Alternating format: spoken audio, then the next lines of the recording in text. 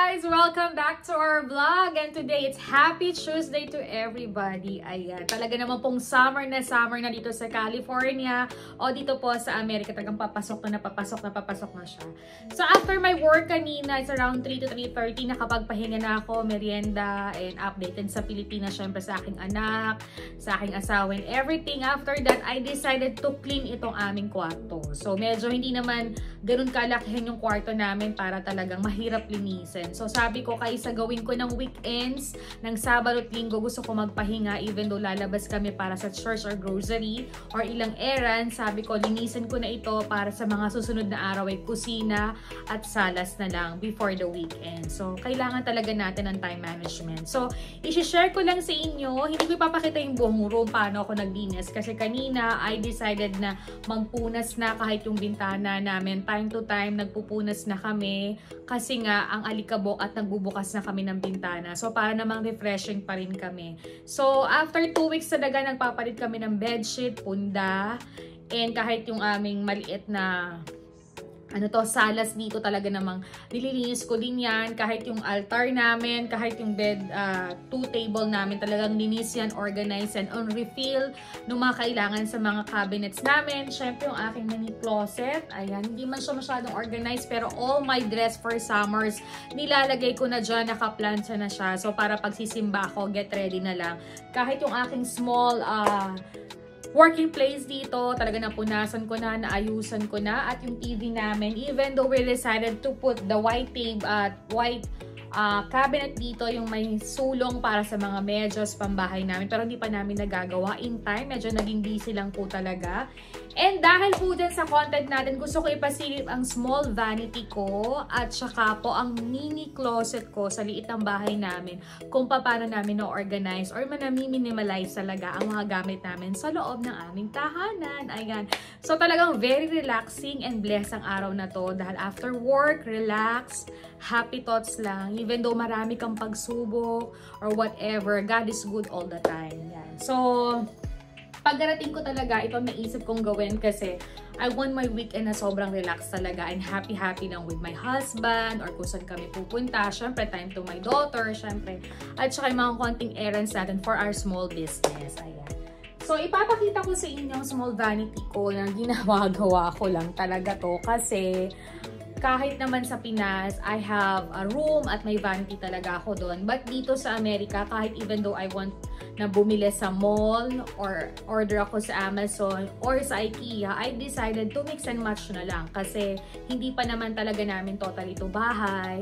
Konting syaga, konting trabaho and prayers. And soon, in God time, diba? Malay mo, doon na lang ako gumawa talaga or may sarili akong closet or vanity sa aming bahay, diba? Manalig tayo, i-manifest natin yan, walang masama dyan na sometimes if you work hard, may mga blessings tayong makakamit dyan. So, dahan-dahan lang, step by step, huwag tayo magmadali, diba? So, I decided to put this one. Itong white na to, I think this one is galing to sa old shop namin before. Kasi may shop kami before nung kaming tatluhan pa ni Madam Rosa. So, ibinigay nila to sa akin. So, dito ko siya din-decide na ilagay kasi yung room namin is cream and white. So, I decided to put here para pag kami nagbihes, papasok, sisimba o sa lakad, kita namin yung cool outfit namin. And next naman, this one talaga, next naman, ano to?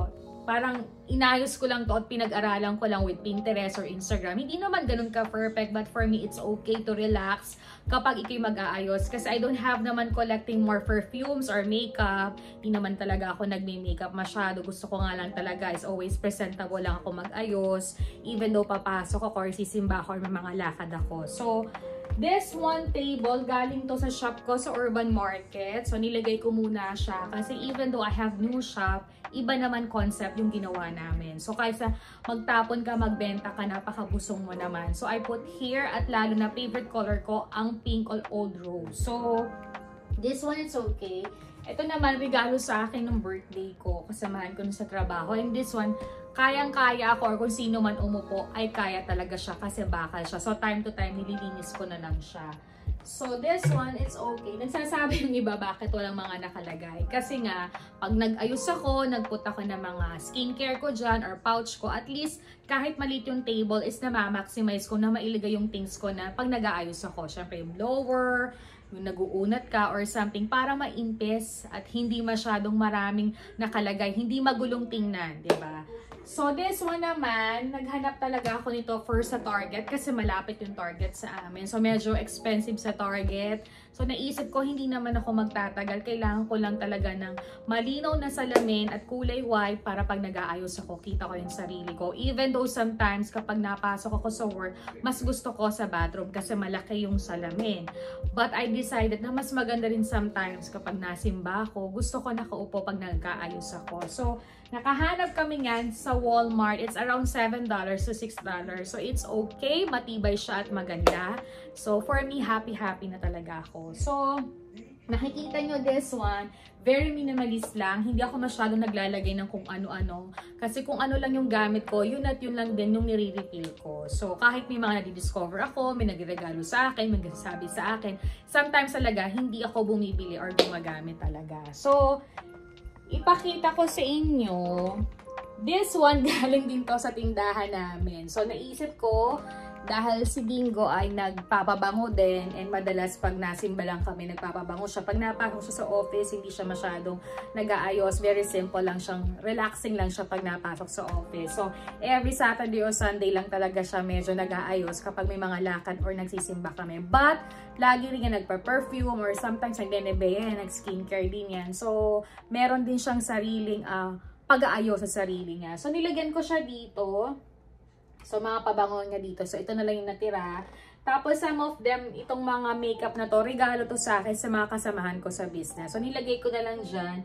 At plano ko yung iba ay dalhin sa Pinas at ipang regalo. Kasi nga, hindi naman talaga ako gumagamit ng masyadong maraming makeup. Tapos, etong side na to, ayan. So, ito lang yung mga halos perfume na ginagamit ko. At iisa lang talaga yung perfume na ginagamit ko. All out.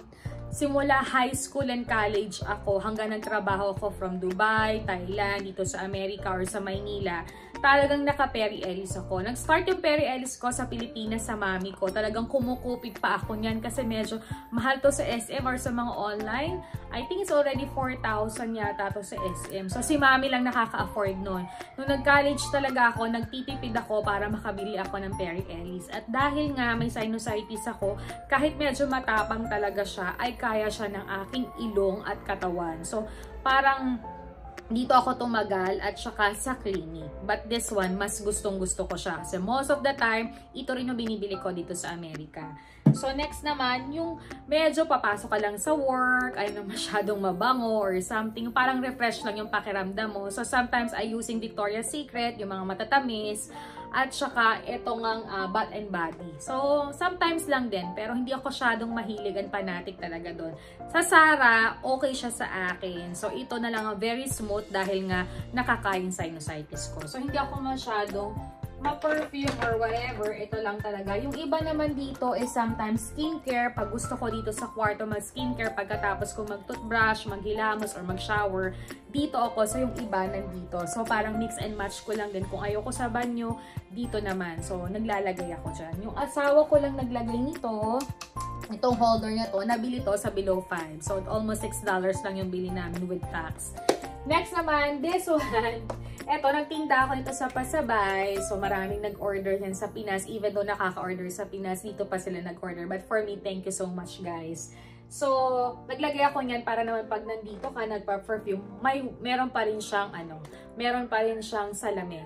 Alam mo, itong pagkagagawa ko to, hinanap ko lang to sa Pinterest or kay Emily, dun sa Instagram. Dun lang ako nagmi-mix and match ng mga idea talaga. Na kung anong meron lang ako, yun lang yung ginagawa ko. So, tapos, this one flower na merong favorite flower ko na tulips, ayan, favorite ko pa, flower ko yan, and rose, ay galing din to sa shop. So, kaysa naman itabi ko siya sa stock room, ginamit ko siya. Total, mahilig din naman ako sa mga bulaklak. So, nilagay ko siya. Tapos, ito talaga, bili ko to sa 99 cents, yung nagsarado, kung saan tayo namimili ng mga pasabay. So, itong jewelry na to, ito yung nilalagyan ko ng mga hikaw, relo, na mga ginagamit ko everyday pa nagtatrabaho, lumalabas, para nandito talaga. Very organized, maayos, mainti. So, yun ang gusto ko, very nakalagay lang para hindi kalat, para minimalist lang yung dating, hindi masakit sa mata, na talagang maayos yung mga gamit mo.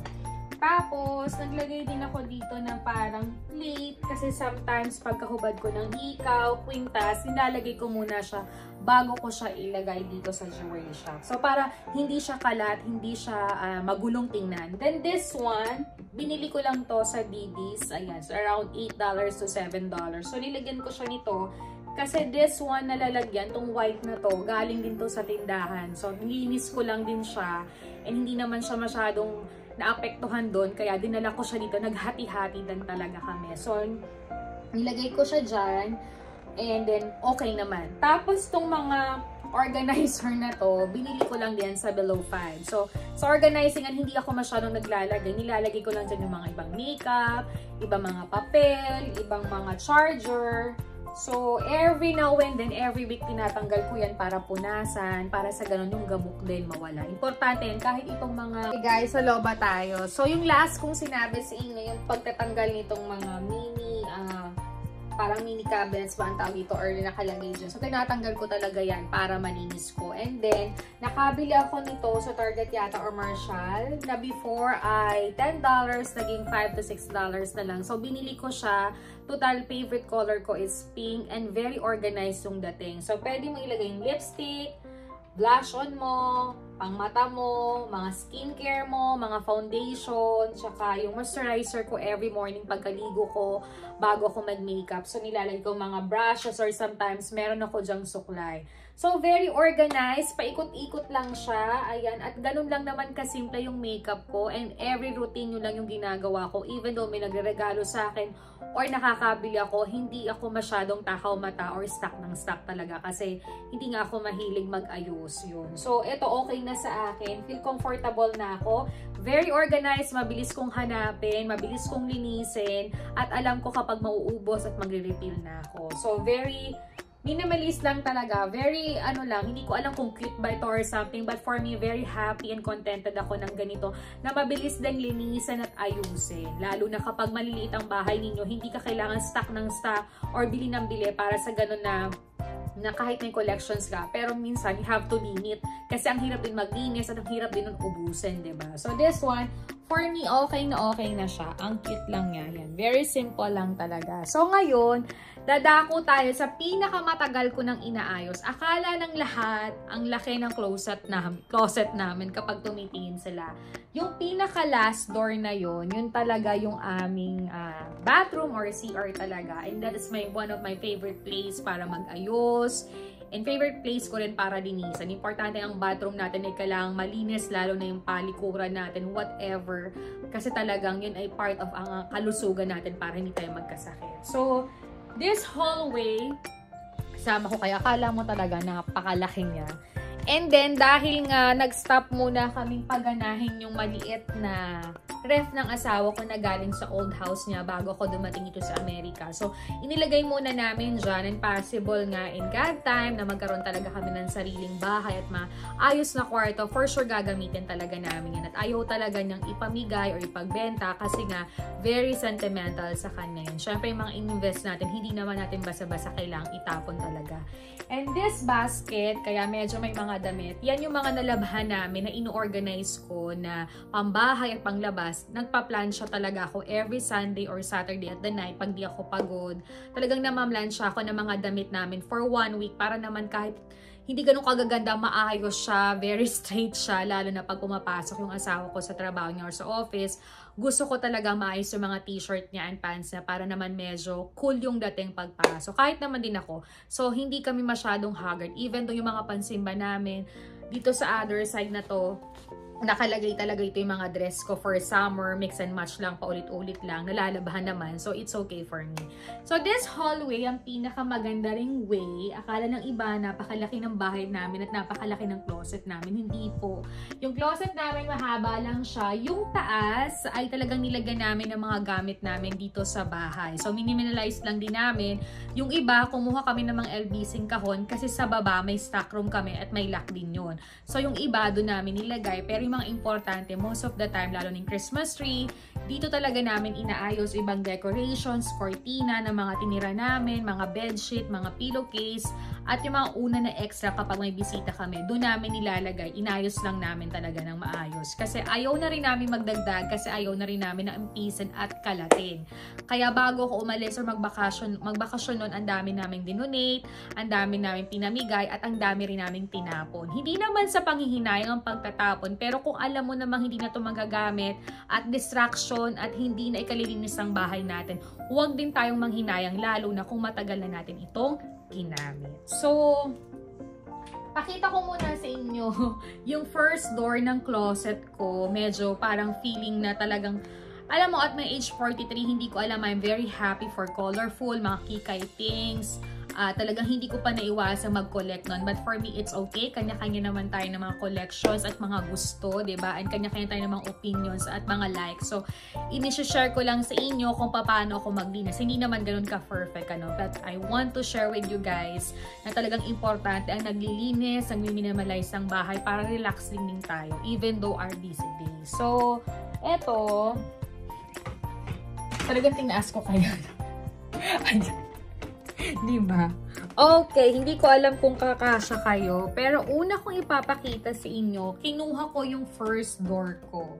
Itong first door na to, before, nilagyan ko lang siya ng organizer na nabili ko sa Walmart or Target, yung mga plastic na ganyan, para malagay yung mga damit namin at mga dala ko galing Pilipinas. But yung iba kong damit talaga, pinamigay ko na, dinonate ko na. Kasi almost 6 years to 5 years ko na naman ginagamit. So for me, okay na siya, napakinabangan ko na. Hindi na ako nanghihinayang. At yung iba naman, pinamigay ko sa mga pinsan ko. So for me, okay lang sa akin. Kasi syempre, iba din yung nagpapalit tayo ng mga damit. Even though updated naman yung ginagalawan natin. So okay lang din tayong mag-reward sa ating sarili. So lipat ko kayo. Dito na lang. Ayan.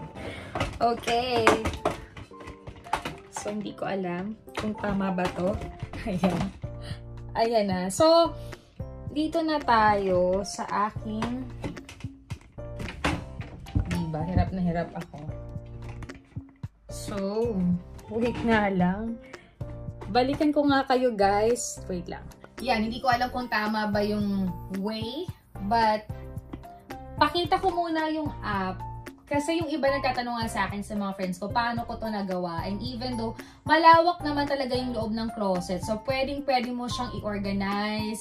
And pinag-aralan ko to with Pinterest and Emily. Talagang kay Marie Kondo din, ganyan. So, iba't iba naman tayo. You have choices how you organize your house. Ito naman, sharing ko lang and to saving memories ko rin sa akin.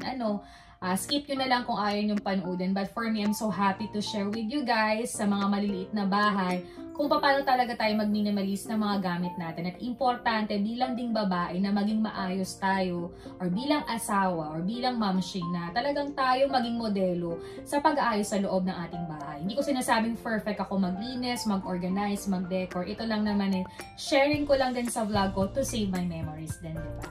So, habang ito yung bahay namin. Syempre, para paglipat namin ng ibang bahay, excitement na nagawa ko pala yung before. Nung first time ko din, nagkaroon kami ng small bahay sa Amerika. Diba? Para magandang may magbabalik-balikan ka, diba?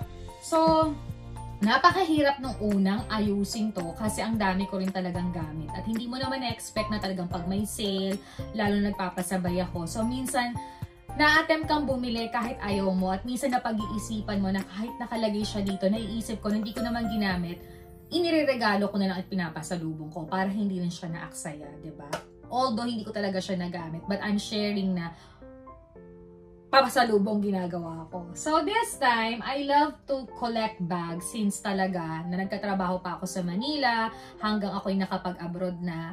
Hanggang nag-Thailand ako, dun talaga ako nahilig sa mga fashion, sa damit, sa bag, sa sapatos. Talagang napahilig ako even though I have extra money kahit may asawa na ako noon. Pero dinidisiplina ko pa rin. Siyempre, nandun pa rin tayo sa feel na dapat yung mga priority ang uunahin. So, ngayon, napakadami kong bag at yung ibang bag ay pinadala ko na sa Pinas. Hindi ako mahilig masyado ngayon magbibili ng branded, but even though in Dubai nakakabili tayo ng branded, hanggang dito naman nakabili pa rin tayo ng iba. Pero syempre, sabi ko nga medyo iba na ngayon ang buhay, kailangan yung priority mo na uunahin. At kung gugustuhin naman talaga natin, makakabili naman talaga tayo. So, itong cabinet na to, ipapakita ko sa inyo para talagang Ewan ko lang kung perfect yung ginawa ko, but for me, okay na siya. And happy na ako dito. Sinishare ko lang sa inyo na baka makakuha kayo ng idea kung paano talaga kayo mag-minimalist ng inyong mini closet. So, eto na. Kita ko yan. Itong side na to, ito galing to sa Daiso eh. So, itong wallpaper na to, ginawa lang din namin yan. So, this one, yung mga bags ko. So, even though I have my long jump, I have my Lacoste, I have my Nine West, I have my Tommy, yan. So, nandyan siya kasi talagang ginagamit ko siya most of the time.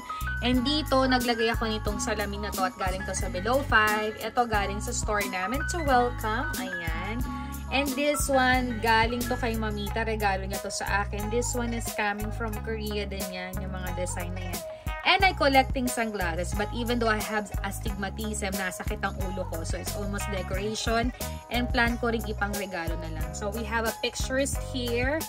Ayan, I have brush also dito. Yung mga kikay din, na mga pang-refill ko pa na hindi nakasya sa banyo. Dito ko muna nilagay. And I have plenty of cases na talagang mga yan, nililinis ko na lang para palit and mix and match. And most of them, binili ko sa Below 5. Yung iba, this one is mga regalo yan, yung mga nakikita nyo.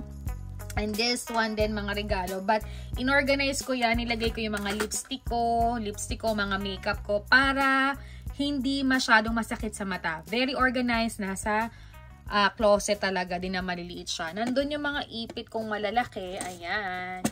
And, nandun yung basket, may mga nakalagay ako. And this one too, jewelry, may mga relo ko dyan na galing pa sa Pinas, na talagang ginagamit ko every time ako nag-work, para yung mga gaganda kong relo, hindi ko nagagamit.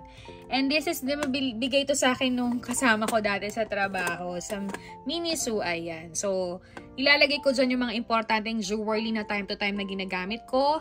Ito yung mga pang-refill ko sa mga powder ko. Nandito din yung mga clip ko, mga ipit ko. Dito din. Ayan. And I have alcohol here. And first, itong cabinet na to, galing to sa shop namin. So, naghati-hati kami. So, for me, it's very helpful. Bumili lang ako nito sa Below 5. May mga nakalagay dyan is jewelry, papers. Tapos, sa dalawang ganon, nandito yung mga hairband ko. Ayan. Very inorganized ko lang siya para hindi siya makalat. On the downstairs, I have Tupperware sa mga magaganda kong sapatos. At itong mga sapatos na to, nililinisan ko naman sila at lesser amoy pag nilalagay ko dyan.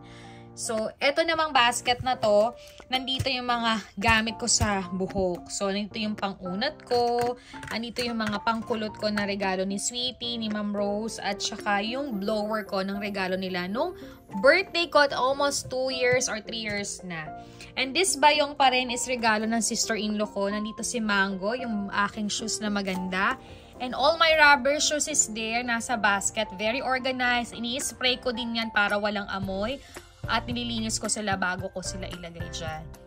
So, I decided to put like this, parang mga maliliit na organizer, para lahat ng mga bags kong pang travel, mga pouch, very organized lahat sila at madali kong hanapin at saka kunin. So, naka-fix talaga sila dyan. Ayan. Para maganda. And yung mga bags ko, na talagang normally ginagamit ko paglabas, pag-grocery, pagsimba. So, nandito lang talaga siya. Ayan. Yung magaganda kong relo at ibang alahas is nandyan talaga, very organized. At mga minsan pag party or pag simba ko lang or pag mga simple meeting ko lang talaga ginagamit. And also my bag, long jump na yan, mango bag, Kate Spade, regalo to ni Mamita, MK Coach. Yung coach ko pa rin isa, nakaback siya. Nine West. At saka yung iba kong magagandang hairband na nabili sa Thailand, I put there.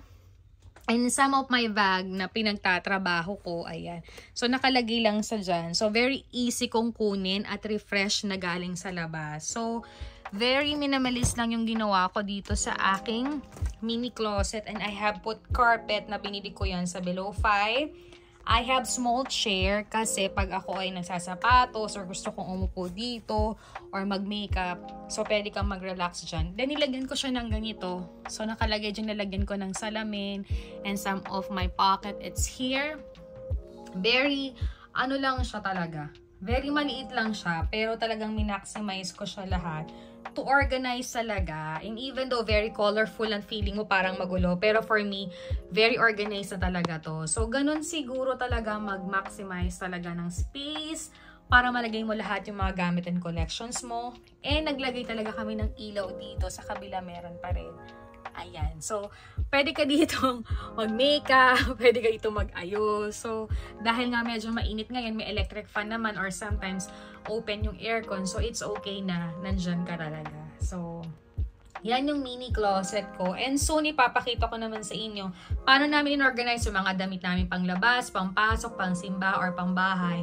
Soon, ipapakita ko sa inyo para makita ninyo kung gaano talaga kala ng iba ang laki talaga ng closet namin. But actually, talagang minimalize talaga namin and inorganize lang talaga namin siya para mapagkasya namin yung mga gamit para hindi ka nanghihinaing ipamigay or whatever. So, talagang makikita mong maayos lahat. So, yan guys. So, napakita ko na sa inyo talaga lahat yung aming cabinet. Ayan. So, masaya naman ako kasi kahit papano, kahit maliit siya, nasa-save ko yung mga munting nabibili ko dito sa Amerika, mga collections ko, lalo yung mga bags. Kasi syempre, iba rin yung weather dito, pero hindi ko na sila nilalagay sa mga pouch.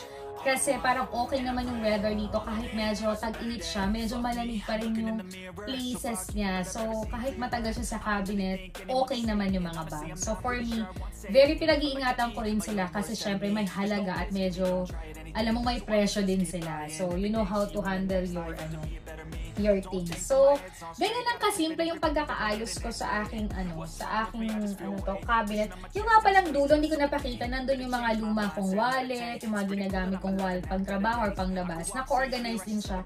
Actually, nakita ko sa inyo. Ayan, nakaganyan siya. So, ako talaga, very organized talaga. Para hindi ka mahirap hanapin, hindi ka mangangarag. Alam mo, very organized kahit yung mga lumang wallet na mga iba regalo sa akin. Talagang pinapahalagahan ko talaga siya. So, I keep this one. So, nagmi-mix and match ako pag gusto ko or whatever. So, nilalagay ko muna talaga siya dyan. Nandito rin yung mga coach ko, Kate Spade kong wallet, yung mga iba galing pa sa Pinas, yung iba-iba regalo. So, talagang inorganize ko siya and time to time, nagpapalit talaga ako ng wallet. It depends din sa mga bag na gamit ko. So, try nyo to. Ito, nabili ko to sa 99 cents nga before. At nakakalungkot at nagsarado nga siya. Doon talaga, marami kang mabibili na organized. And most of the time, lahat ng paninda ko, doon ko talaga binibili. Kasi nga, yung aking mga suki talagang masang-masa. But now, I try my best na makahanap talaga ng mga sale para naman abot-abot kaya nila talagang magpasabay pa. So, this one, ayan, naka-organize lang talaga siya. And, yeah.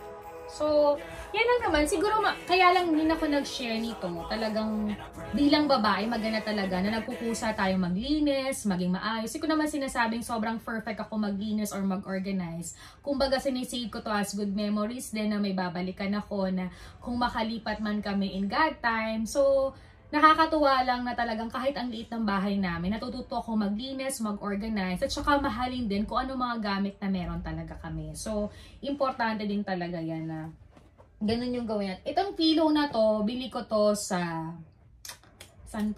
Target. Ayan, Target na to.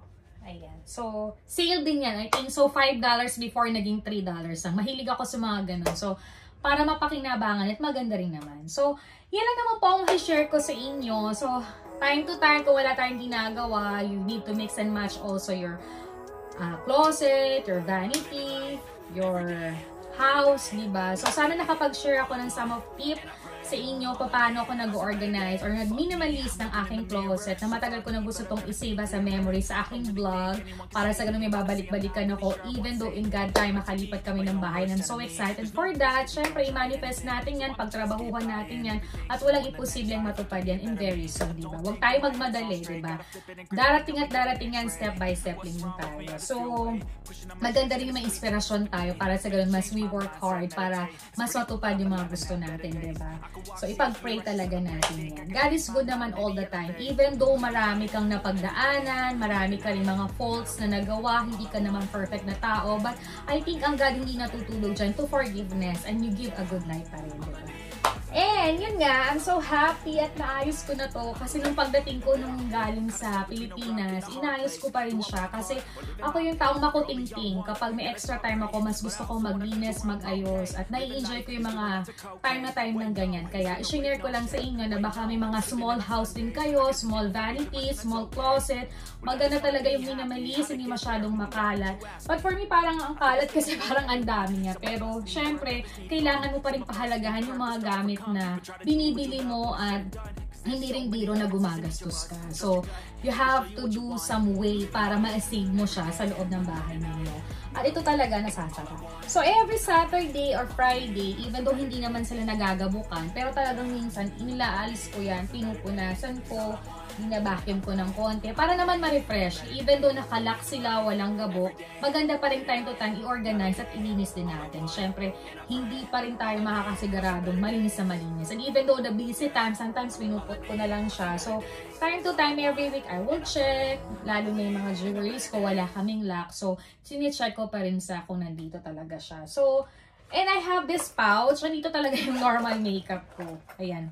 So, nandito talaga lahat. Para hindi siya magulo na naka-display, naka-utay-utay. Before yun ang ginagawa ko sa Pinas at yun ang vanity ko. But for me, dahil hindi naman ako mahilig mag-makeup or magbibili, happy na ako sa mga meron ako at nabili ko rin sa Bangkok, Thailand. So, nilalagay ko siya sa pouch. And para sa ganun, organize at saka mabilis ko siyang hanapin at gamitin kapag ako'y mag-work or ako'y aalis. Diba? So, nandito lang yan. Ayan.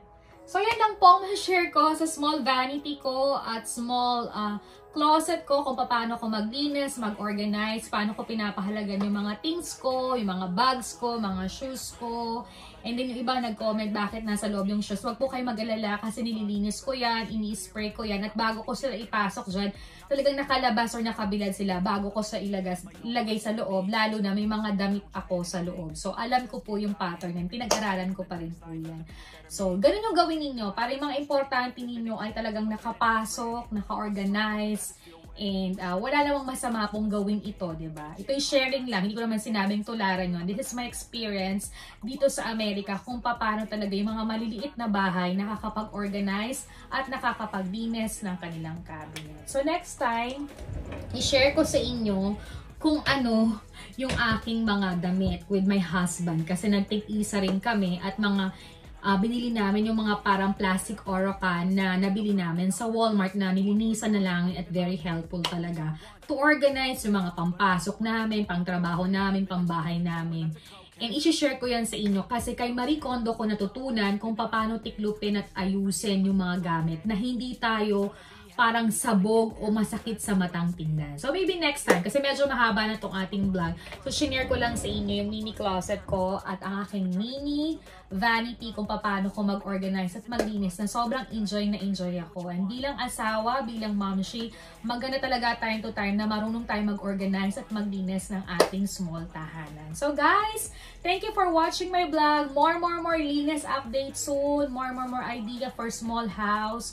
Nakatira tayo sa ibang bansa or dito sa Amerika na baka gusto nyong gawin din or something. But for me, this one is to save my memories din talaga sa aking vlog. Para sa ganun, even though makalipat kami, ay masarap balikan na naranasan ko pa rin yung mga ganitong maliliit na bahay na talagang na-organize at nalilinis ko. So guys, thank you for watching my vlog. Don't forget to like, to share, to comment, and subscribe our channel. See you again in my next vlog. Bye!